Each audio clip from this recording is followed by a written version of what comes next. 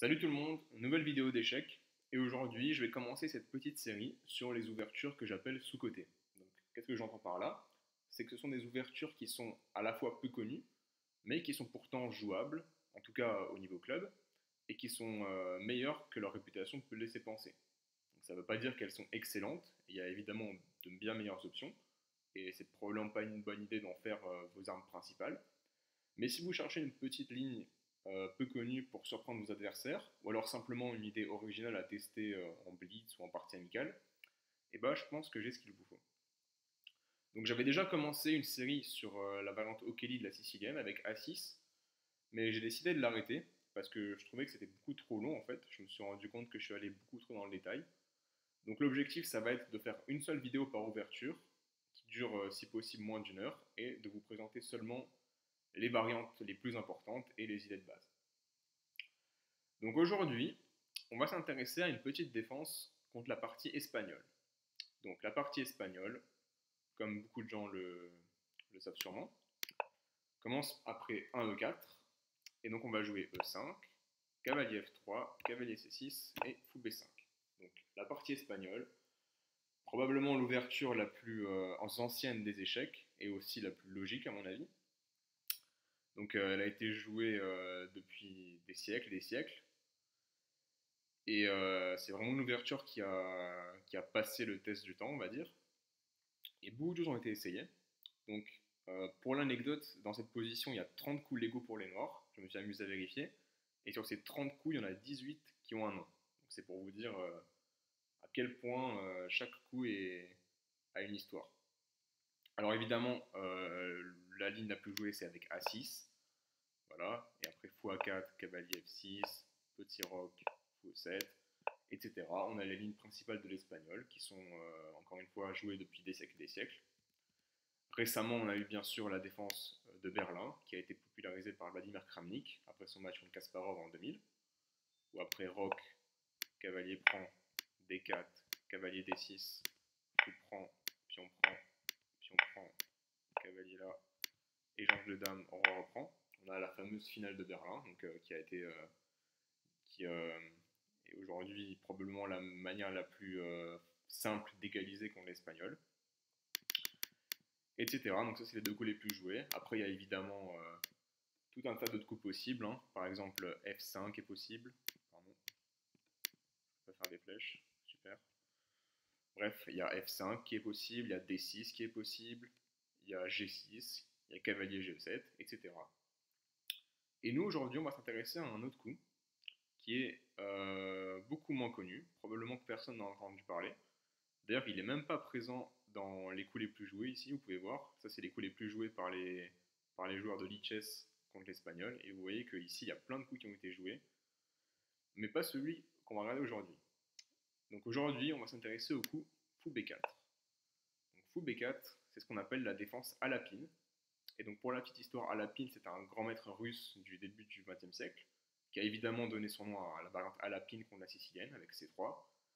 Mais il a aussi donné son nom à plein d'autres petites ouvertures un peu bizarres comme ça, qui sont pas très bonnes, mais qui sont, qui sont quand même possibles, hein. Par exemple, E4, E5, cavalier E2, c'est ce qu'on appelle l'ouverture à la pine, etc. Il y en a plein d'autres, je vous invite à aller chercher si ça vous intéresse.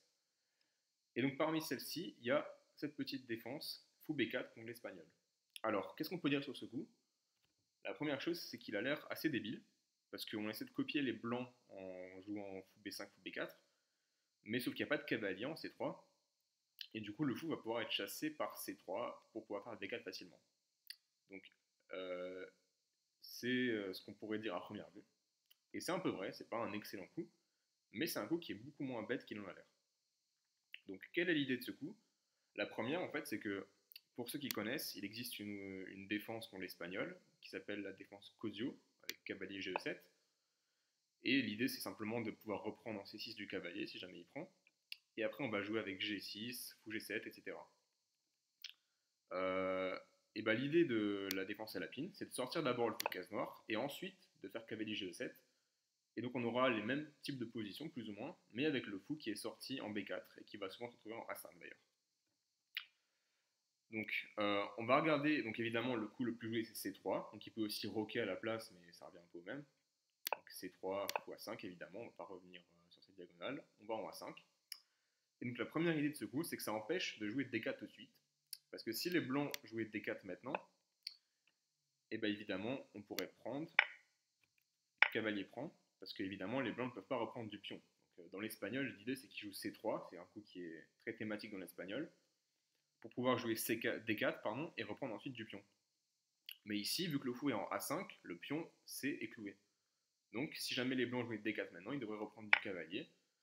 Et là, vous voyez que déjà, on aurait accompli quelque chose, parce que si les blancs jouent C3 mais ne peuvent pas reprendre du pion en D4, bah finalement, c'est une bonne chose pour nous, parce que leur centre est moins puissant, et aussi ce coup C3 est finalement une perte de temps, qui même prive le cavalier en B1 ici de sa case naturelle. Donc ça pourrait continuer avec cavalier F6 pour attaquer le pion E4. Ensuite, si les blancs roquent, prendre le pion n'est pas une très bonne idée, donc on roque aussi. Et après, par exemple, fou G5 pour empêcher notre cavalier de prendre le pion. H6, et si les blancs essaient de jouer fou H4 pour maintenir le clouage, on pourrait juste jouer G5 et gagner un pion. Donc les blancs devraient probablement nous donner leur paire de fou par... Pourquoi j'arrive pas à... Oui, pardon, c'est à nous.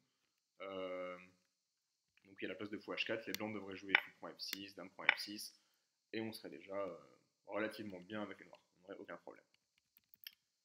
Donc voilà l'idée de ce coup, donc ça empêche D4 immédiatement. Donc évidemment, par conséquent, le coup le plus joué, c'est de faire petit roc.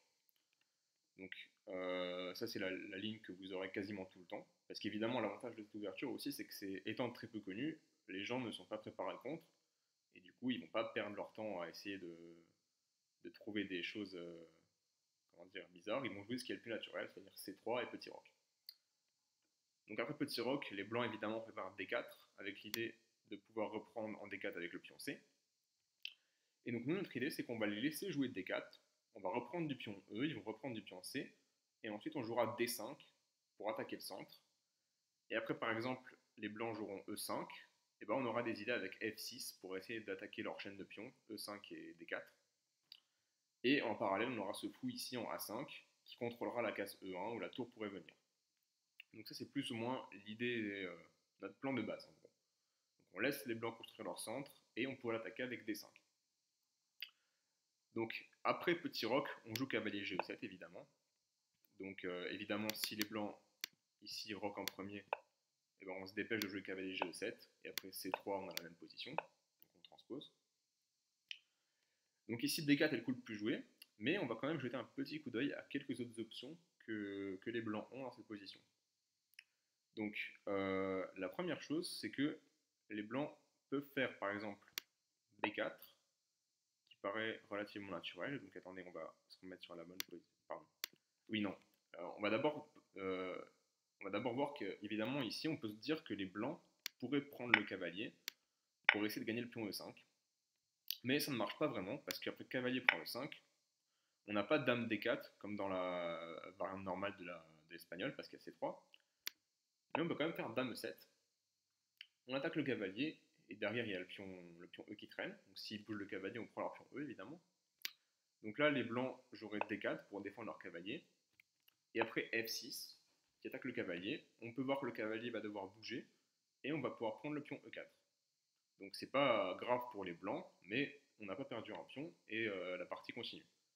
Et en plus, ici, vous voyez que dans le coup le plus joué, les blancs peuvent faire une grosse erreur en voulant être un petit peu trop gourmands.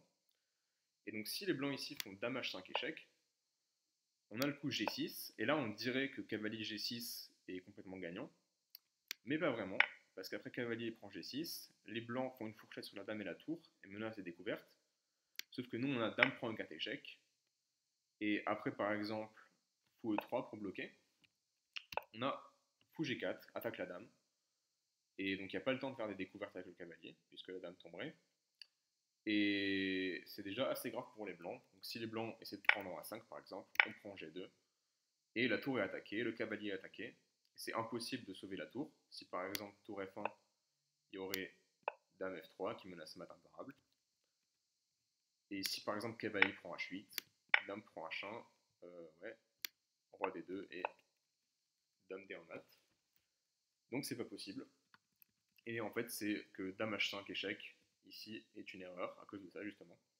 Donc ici, les blancs devraient plutôt faire cavalier c4, attaque le fou, mais dame prend e4 échec, et les blancs doivent bloquer du cavalier, parce que sinon il y a g2 qui est en prise.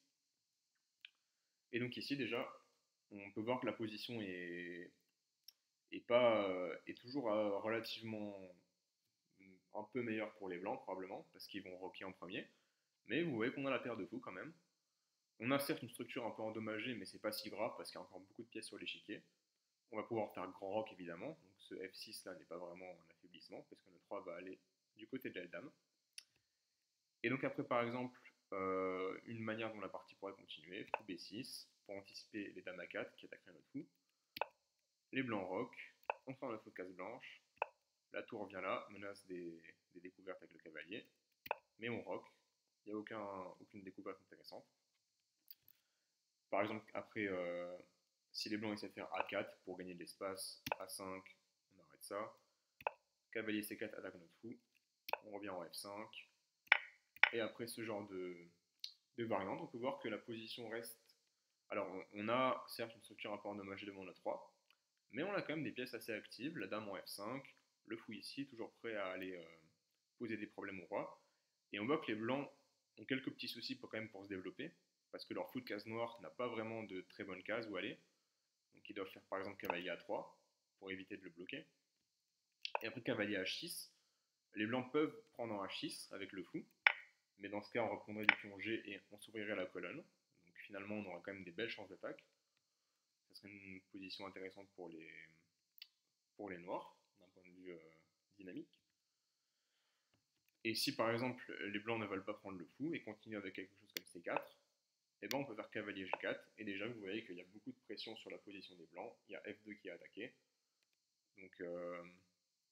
Donc là, on a toujours des faiblesses devant notre 3, mais on peut voir quand même qu'on a des pièces actives.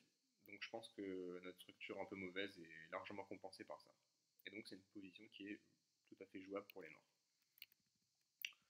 Donc voilà ce qui se passe s'ils prennent en C6 au cinquième coup. Donc comme on peut voir, ils ne peuvent pas vraiment gagner le pion E5. Une autre option à la place, c'est de faire B4. Donc qui paraît, comme je disais, qui paraît assez logique pour après C3 continuer de faire B4 pour attaquer notre fou. Et c'est vrai que le fou est un peu moins bien placé en G6 qu'en A5, puisqu'il n'y a plus de contrôle sur la case E1 et sur le pion C3, etc. Mais finalement, de toute façon, les blancs voudront faire D4, et B4 n'est pas vraiment si utile que ça, en fait, ça fait plus d'affaiblissement qu'autre chose.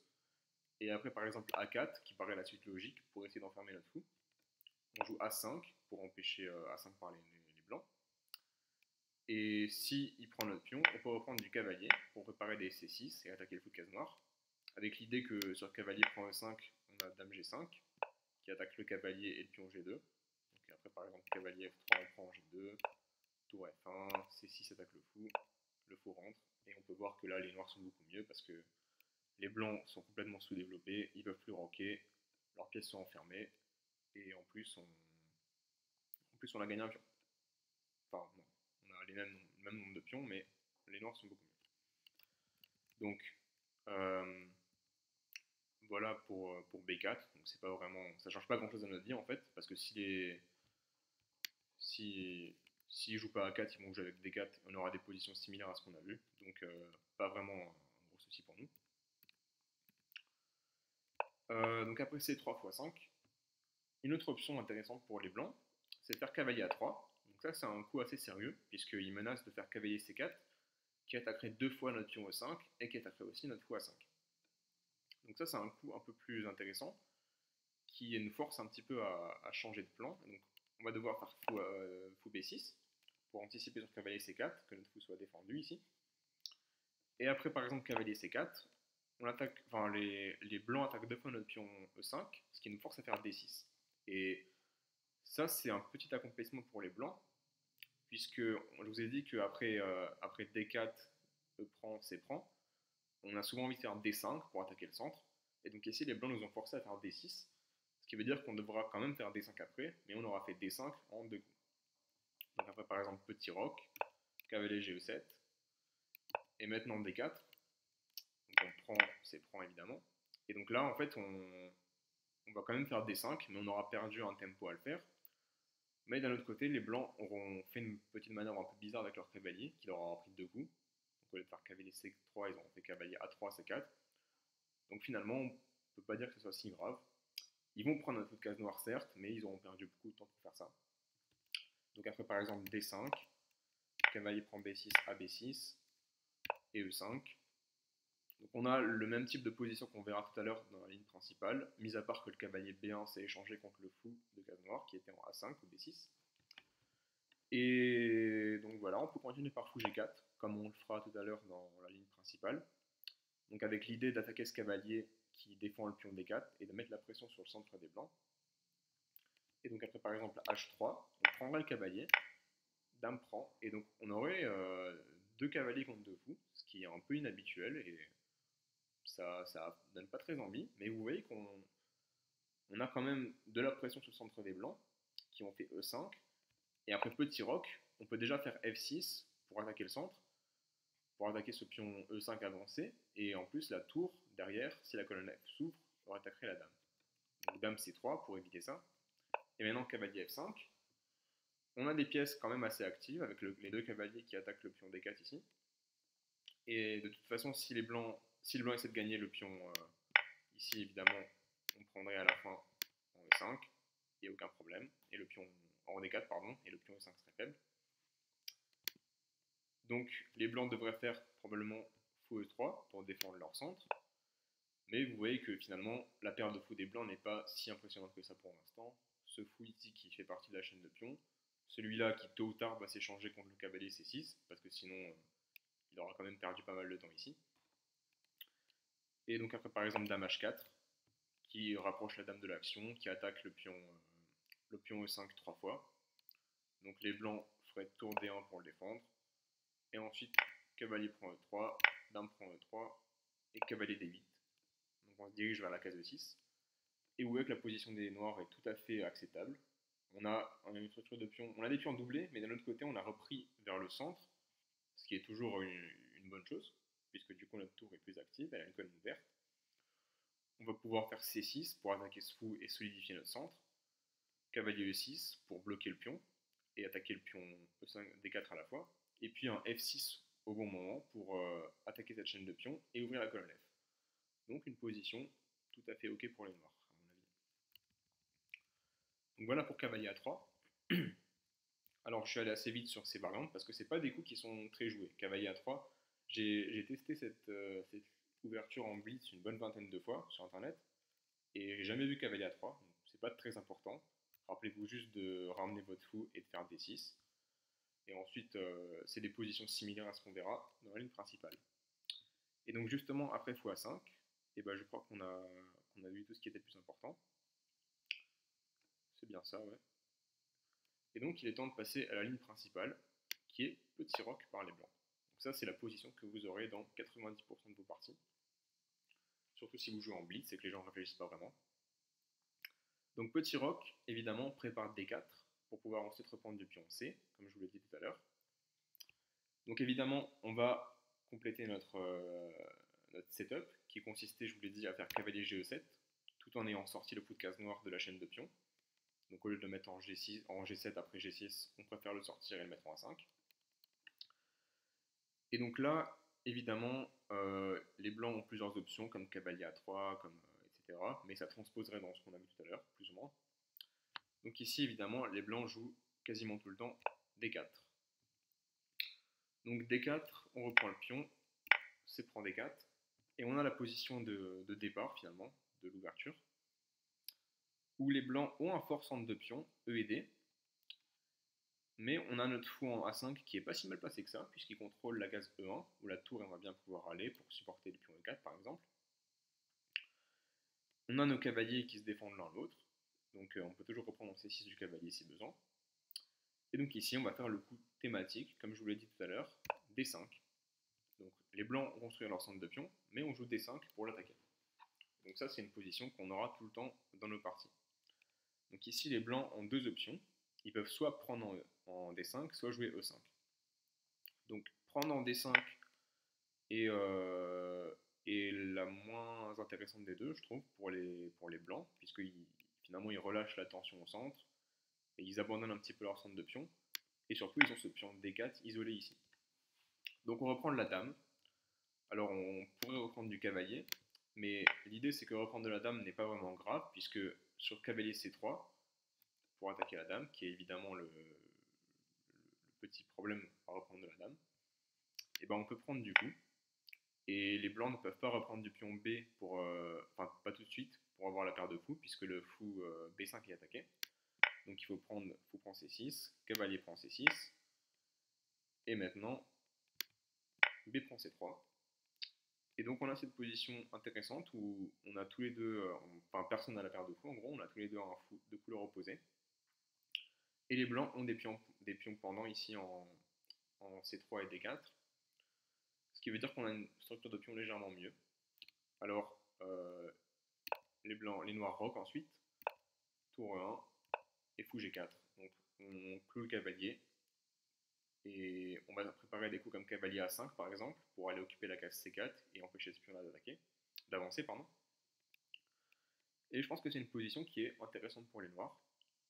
Donc on a notre dame qui est centralisée, on a la pression sur ce cavalier-là, on aimerait bien pouvoir doubler les pions des blancs ici, près de leur roi, ce qui endommagerait encore plus la structure de pion. Et donc après un coup comme tour C3 par exemple, pour empêcher ça, on peut ramener notre tour à nous, et je trouve qu'on a des pièces très actives, on a une meilleure structure de pion, on prépare à contester la colonne, et les noirs ne sont pas vraiment prêts à essayer de garder la colonne pour eux-mêmes, puisque leur coup de case nord n'est toujours pas développé. Donc ça c'est une manière dont la partie pourrait continuer. Donc voilà pourquoi je disais que prendre en D5 n'est pas vraiment le plus intéressant pour les blancs. Donc la plupart du temps, les gens jouent E5, comme vous le voyez ici. Donc sur E5, je vais vous donner deux options pour les noirs. Donc il est clair ici que les blancs ont envie de faire fou G5 pour clouer notre cavalier en E7. Et ensuite, on aurait nos deux cavaliers en C6 et en E7 qui seraient cloués, ce qui gênerait un petit peu notre développement. Et les blancs auraient des idées, par exemple, avec fou prend C6, BC6, dame A4 qui attaquerait le pion C6 et le fou A5, etc. Et si on veut faire H6 pour attaquer le fou en G5, ce sera difficile de le chasser. Et en plus, après avoir fait H6, combiner H6 et F6 est possible, mais on crée vraiment pas mal d'affaiblissement autour de notre roi. Et donc voilà. Donc c'est pourquoi H6 ici dans cette position est probablement le meilleur coup objectivement et le plus solide, on va dire. Et d'ailleurs, j'ai lu que c'était le coup que Alapin lui-même préférait, quand il était vivant et qu'il jouait cette ouverture. Donc H6 est la première option. Et la deuxième option, c'est de faire fou G4, donc l'option, on va dire, plus agressive et plus à double tranchant. Donc si on fait H6, donc évidemment on empêche les blancs de faire fou G5. Et donc ici, ce qui m'embête un petit peu aussi, c'est que les blancs peuvent faire H3, et pour m'empêcher moi-même de faire fou G4. Et on atteint un petit peu un statu quo, finalement, où les deux camps jouent un petit coup prophylactique. Et donc la partie pourrait continuer normalement, par exemple petit roc, cavalier C3, donc développe le cavalier, et ensuite F6, donc on attaque la chaîne de pions, comme je vous l'ai dit.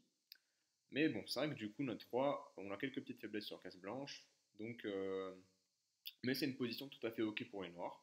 Donc par exemple EF6, tour F6, on s'ouvre la colonne F, on a des pièces assez actives, on a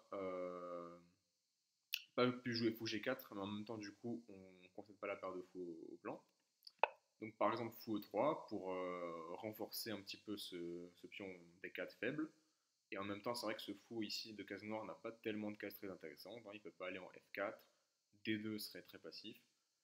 Donc finalement, il va en E3. Et par exemple A6, donc ils peuvent prendre, ils peuvent reculer. Donc fou prend, cavalier prend par exemple. On aurait la paire de fous, on aurait une meilleure structure de pion avec ce pion isolé en D4. Mais d'un autre côté, ce pion donne aussi des avant-postes au cavalier qui va pouvoir venir en E5. Donc je dirais que c'est une position plus ou moins équilibrée, où il y a des chances pour les deux côtés. Alternativement, bien sûr, si les blancs ne jouent pas H3 pour nous empêcher de faire fou G4, s'ils font par exemple cavalier C3, évidemment on va se précipiter pour faire fou G4 immédiatement. Et sur par exemple H3, on prend le cavalier en F3, donc ça évidemment c'est notre idée. Et sur dame prend F3, petit roc, donc on a de la pression sur le pion D4 qui est attaqué par le cavalier ici en C6. Et on prépare en même temps F6 avec l'ouverture de la colonne F et la dame juste derrière, ce qui est intéressant. Donc les blancs vont devoir bouger la dame.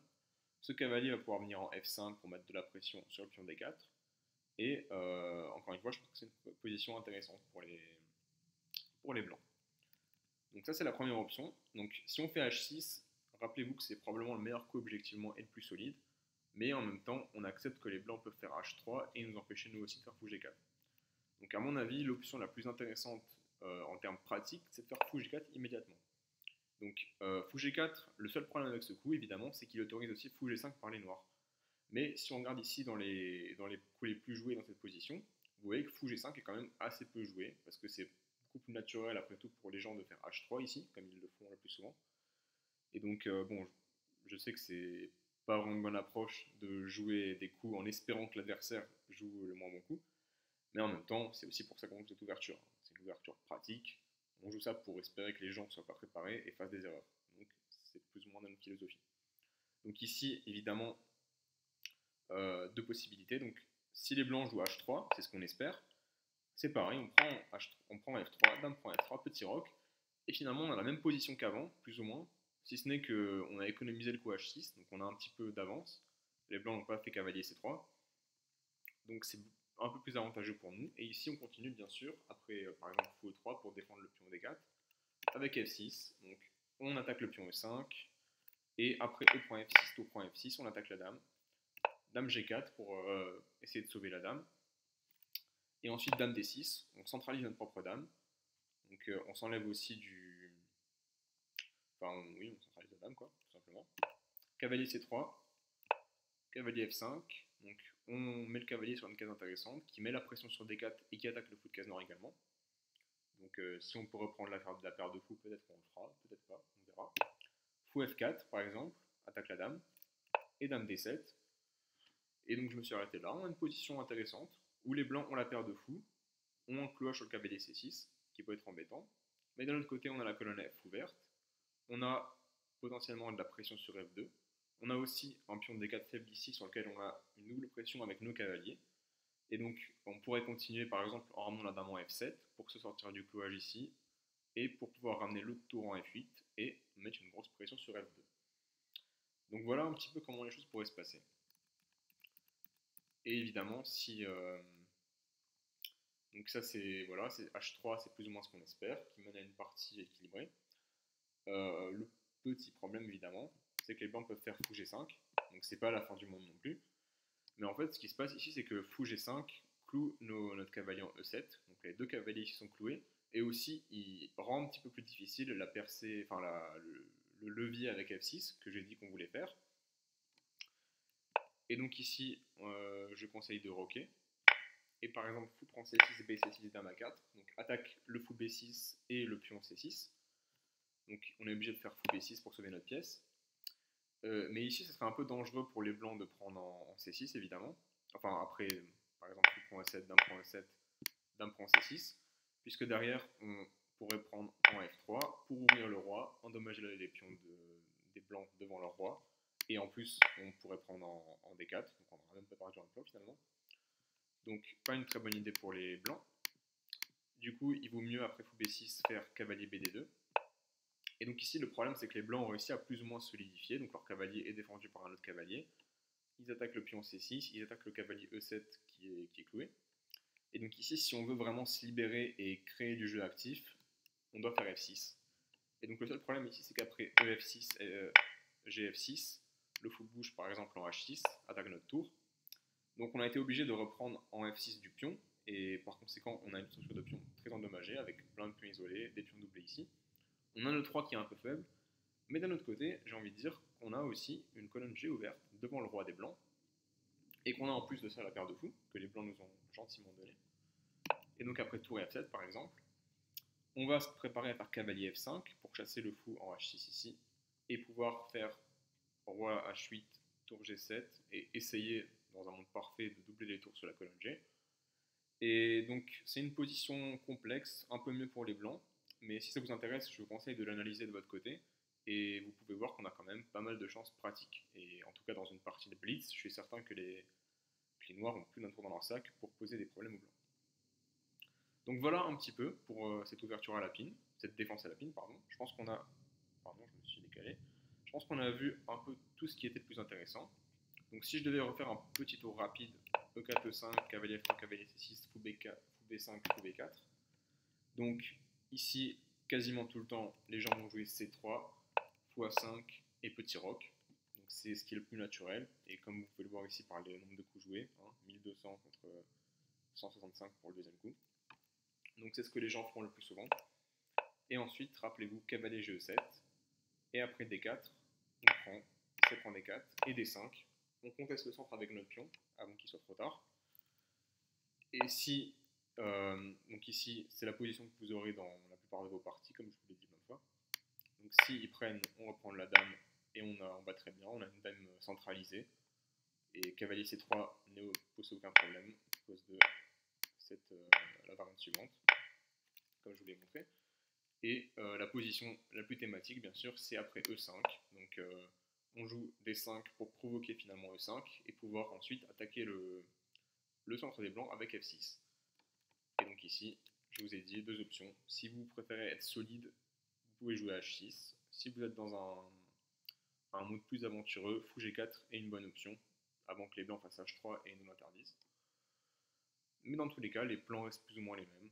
Donc mettre la pression sur le centre en jouant fou G4 si possible, faire F6 pour contester le centre des blancs, etc. Donc voilà un petit peu. J'espère que j'ai réussi à vous convaincre que ce fou B4, malgré son aspect un peu bizarre et un peu bête, est tout à fait jouable. Et je pense que ça, contre des gens non préparés, ça offre vraiment des chances comment dire, de les sortir de leur zone de confort. Et donc voilà, n'hésitez pas à tester ce coup dans vos parties, en blitz ou même en tournoi, si jamais. Et n'hésitez pas en tout cas, si jamais vous arrivez à faire des belles parties avec ce coup, à m'envoyer vos parties et je les montrerai peut-être sur la chaîne. Donc voilà, c'est tout. J'espère que ça vous a plu. On se retrouve pour bientôt pour une nouvelle vidéo sur une ouverture sous-côté. D'ici là, portez-vous bien et bonne soirée, journée, bonne matinée.